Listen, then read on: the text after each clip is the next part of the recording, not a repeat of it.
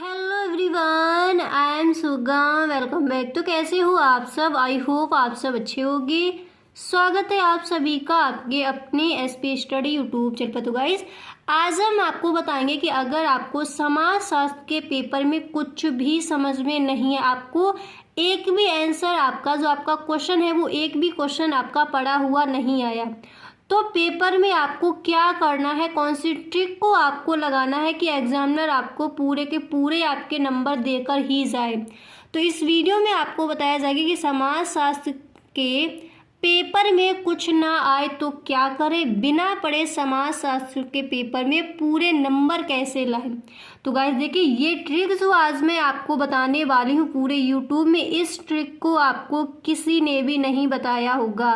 तो आज आपको ऐसी ट्रिक मैं बताऊंगी कि इस ट्रिक को लगाकर आप समाजशास्त्र के पेपर में पूरे के पूरे नंबर अपने ला सकते हो।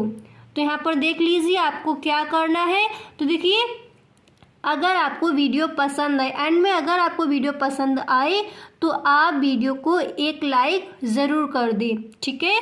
तो देखिए, यहाँ पर मैंने एक क्वेश्चन जैसे लिया है, जैसे मान लीजिए आपके समाजशास्त्र के पेपर में ये वाला क्वेश्चन आ गया, मतलब कोई सा भी आपका क्वेश्चन आ जाए, मैंने यहाँ पर एग्जाम्पल के लिए आपका ये क्वेश्चन यहाँ पर रखा है, ठीक है। तो प्रश्न जैसे आपका मान लीजिए ये आ गया कि उपनिवेशवाद के प्रमुख विशेषताएं क्या हैं, जैसे विशेषताएं आपसे पूछी गई हैं। तो देखिए, पहले तो आप इस तरह से क्वेश्चन तो आपको लिखना नहीं है, प्रश्नोत्तर नंबर डालोगे, कौन सा है, वन का अगर का है, मान लीजिए पहले का दूसरा है, या फिर खा है गा है, इस तरह से आप नंबर डालोगे। ओके, इतना करने के बाद यहाँ पर देख लीजिए, जैसे आपका ये क्वेश्चन आया कि उपनिवेशवाद की प्रमुख विशेषताएं क्या हैं। तो देखिए, आपको बिल्कुल भी इसका आंसर पता नहीं है, तो सबसे पहले तो आप ब्लैक स्केच की हेल्प से आप हेडिंग डालोगे उपनिवेशवाद की प्रमुख विशेषताएं, इतना तो आप करोगे। देखिए, इस तरह से आपको लिखना है कि एग्जामिनर को ये लगे कि ये टॉपर स्टूडेंट्स की कॉपी है, इस तरह से आपको वहाँ पर रचा कर लिखना है। लेख आपका एकदम स्पष्ट, एकदम सुंदर होना चाहिए, ठीक है, उस पर आपको विशेष ध्यान देना है। अब यहाँ पर देख ली, मान लीजिए उपनिवेशवाद की प्रमुख विशेषताएं, आपको बिल्कुल भी इसके बारे में कुछ भी याद नहीं है, तो फिर आपको क्या करना है, पहले देखिए आपको इस तरह से लाइन लिखनी है कि उपनिवेशवाद की प्रमुख विशेषताएं निम्नलिखित हैं, ठीक है। इस तरह से आप लिखोगे, बहुत ही सुंदर लेख आपका होना चाहिए। फिर आप लिखोगे जो इस प्रकार है। अब यहाँ पर मैंने देखिए लिया है प्रश्न उपनिवेशवाद, आपकी अगर आ जाती है कि जातिवाद की विशेषताएं बताइए, ठीक है, जनजाति क्या है, जनजाति की विशेषताओं का वर्णन कीजिए, तो फिर आप यहाँ पर लिखोगे जातिवाद की प्रमुख विशेषताएं निम्नलिखित है। फिर इसके बाद आपको लाइन छोड़नी है, फिर आप लिखोगे जो इस प्रकार है।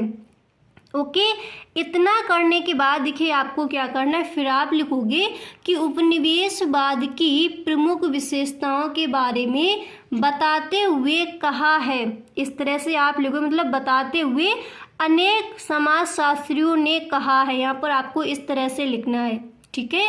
उपनिवेशवाद की प्रमुख विशेषताओं के बारे में बताते हुए अनेक समाजशास्त्रियों ने कहा है कि उपनिवेशवाद वह शब्द है जो, मतलब अब यहाँ पर एक चीज़ समझिए आप, जैसे मैंने यहाँ पर लिख दिया है कि उपनिवेशवाद वह शब्द है जो अनेक समाजशास्त्रियों ने कहा है, बताया है, इस तरह से आप, मतलब आपको लाइनें बड़ा चढ़ाकर लिखनी है। और एक चीज़ आपको यहाँ पर ध्यान रखनी है, अगर आप अपने पूरे नंबर लाना चाहते हो सोशियोलॉजी के पेपर में, तो फिर आपको करना क्या है, आपको अपनी पूरी कॉपी भर के आना है। अब देखिए, समाजशास्त्र एक ऐसा सब्जेक्ट है जिसमें समाज के बारे में ज़्यादातर बताया जाता है, जैसे जाति क्या है, जनजाति क्या है, उपनिवेशवाद क्या है, समाज क्या है, ठीक है, यही क्वेश्चन आपके होते हैं समाजशास्त्र में।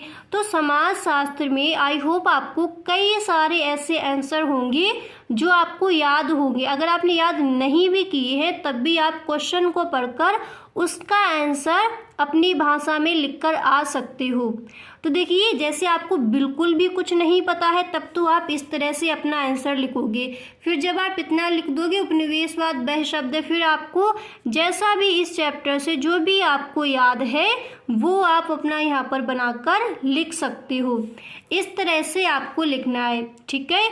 और देखिए जैसे आपका कोई क्वेश्चन आ गया और उसके चैप्टर का जो है उससे रिलेटेड आपको याद है, पर जो आपका क्वेश्चन दिया गया है बिल्कुल उस क्वेश्चन का ही आंसर आपको याद नहीं है, तब आपको क्या करना है।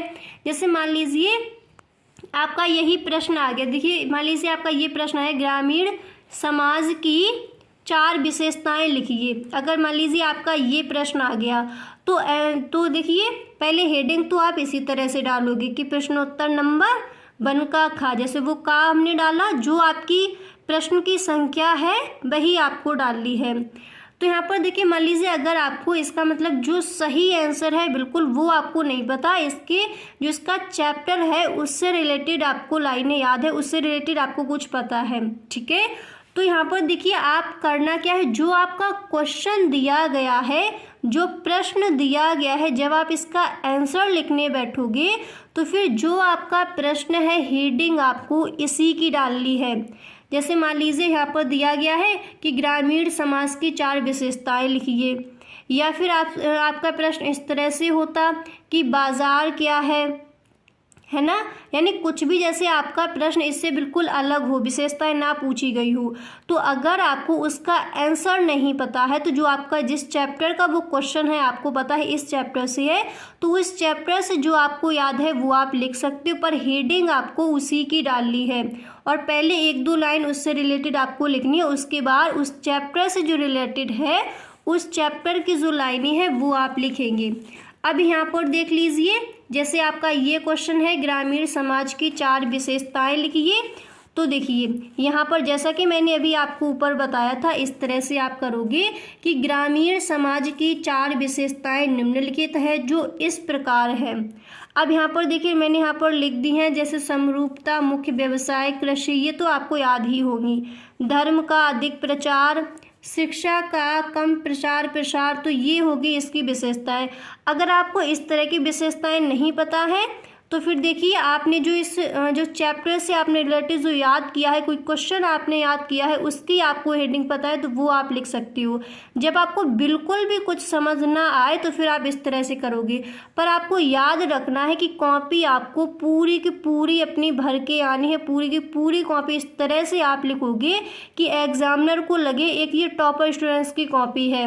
और राइटिंग पर आपका जो लेख है वो इतना सुंदर होना चाहिए कि एग्जामिनर आपके लेख पर ही आपको पूरे के पूरे नंबर देकर जाए, इस तरह से आपका लेख होना चाहिए, ठीक है। तो देखिए जब आप समाजशास्त्र का पेपर देने जाओगे तो जितना भी मैंने आपको यहाँ पर बताया इन सारी चीज़ों का आपको अच्छे से ध्यान रखना है और अच्छे से अपना पेपर करके आना है आपको। Okay, thank you so much.